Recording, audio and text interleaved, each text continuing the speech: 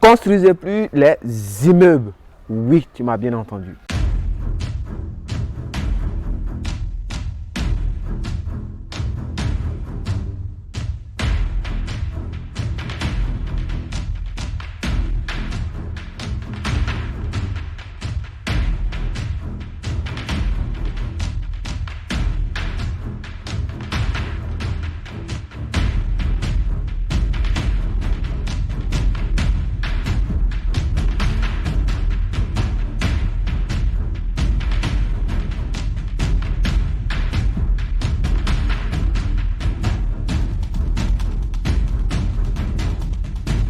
Salut à toi, je me définis comme jeune entrepreneur, c'est Monsieur Nda. Pourquoi jeune entrepreneur? Parce que les jeunes entrepreneurs ont cette qualité de pouvoir aller de l'avant, chercher les meilleurs moyens pour pouvoir avancer. Donc si tu fais partie de cette catégorie de personnes, je t'appelle jeune entrepreneur.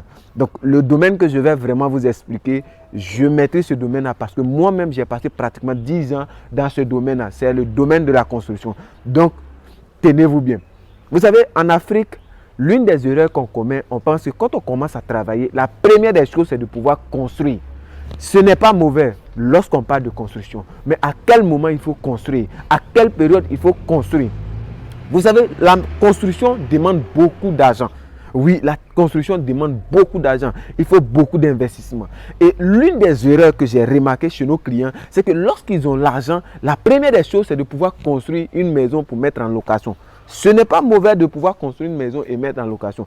Si nous avons les moyens pour pouvoir construire cette maison-là, tant mieux. Mais généralement, quand tu discutes après, ils vont te faire croire non, il y a telle chose qui arrive. Après, on va commencer un peu et on va terminer. Et lorsqu'elle commence, tout de suite, elle veut terminer le R+4 ou bien le R+5. Les amis, si vous voulez vraiment vous lancer dans la construction et mettre votre maison en location, il faut arrêter de commencer par le R+4 parce que ça va vous épuiser financièrement. Le R+4 demande beaucoup de choses. Le R+4 demande beaucoup de matériaux et demande beaucoup d'argent.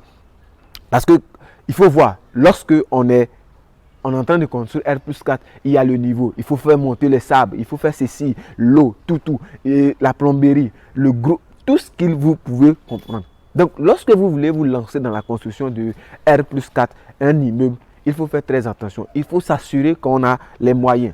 Et quand on n'a pas assez de moyens, qu'est-ce qu'il faut faire? Lorsque tu achètes ton terrain, il faut construire une petite maison. Quand je dis petite maison, des petites chambres que les gens peuvent louer, les gens peuvent te payer directement.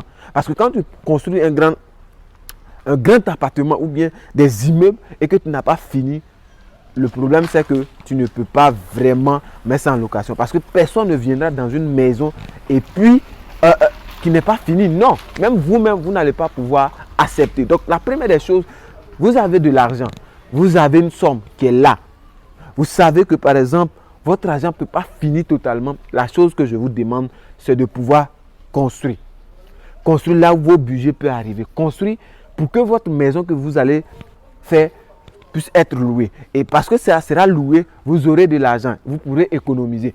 Deuxième chose, c'est de faire quoi? Soit si vous avez de l'argent, investissez dans une activité. Et cette activité-là va vous rapporter de l'argent. Et quand elle va vous rapporter de l'argent, cette somme-là, vous pouvez vraiment investir dans la construction. Parce que commencer directement dans la construction, je pense que c'est suicidaire. Commencer directement dans la construction, je pense que c'est un danger pour la famille et pour ton finance. Donc ce qu'il faut faire, c'est quoi? C'est que vous devrez avoir une activité de plus. Pour les salariés, vous devrez avoir une activité de plus. 2 ou 3 même si vous voulez. Parce qu'elle va vous permettre d'être plus solide dans la construction de votre immeuble. Si tu as aimé, partage. N'oublie surtout pas de t'abonner. C'était Monsieur Nda, jeune entrepreneur.